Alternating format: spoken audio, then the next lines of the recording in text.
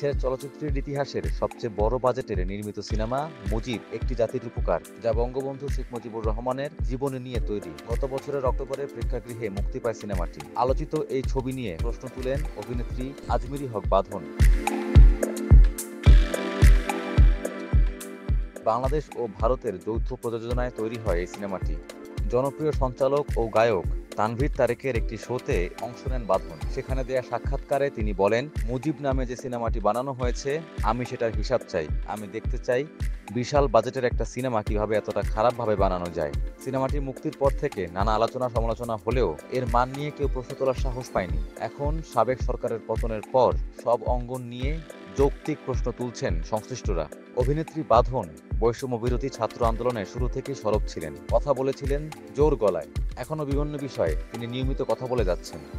মুজিব সিনেমার খরচ নিয়ে বাঁধন আরও বলেন, কোটি কোটি টাকা বাজেট নিয়ে কি যে একটা সিনেমা বানানো হয়েছে, সেই টাকাগুলো কোথায় গেল, এই হিসাব তো আমি দেখতে চাই।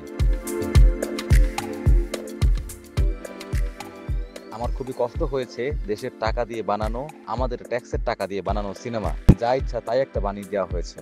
সিনেমায় শেখ মুজিব চরিত্রে আরিফিন শুভ, শেখ ফজলেতুন্নেসা মুজিব চরিত্রে নুসরাত ইমরোজ তিশা, শেখ হাসিনা চরিত্রে নুসরাত ফারিয়া, আব্দুল হামিদ খান ভাসানী চরিত্রে রাইসুল ইসলাম আসাদ, তাজউদ্দিন আহমেদ চরিত্রে রিয়াজ এবং আইয়ুব খান চরিত্রে মিশা সওদাগর অভিনয় করেছেন।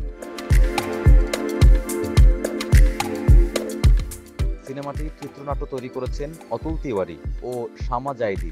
এতে অ্যাকশন ডিরেক্টরের দায়িত্বে ছিলেন ম্যাম কৌশল, মিউজিকে ছিলেন শান্তনু মৈত্র, চলচ্চিত্রের পোশাক পরিচালনার দায়িত্বে ছিলেন পিয়া বেনেগাল। তবে প্রধান চরিত্রে থাকা আরিফিন শুভ এটির জন্য পারিশ্রমিক হিসেবে নিয়েছিলেন মাত্র ৳1।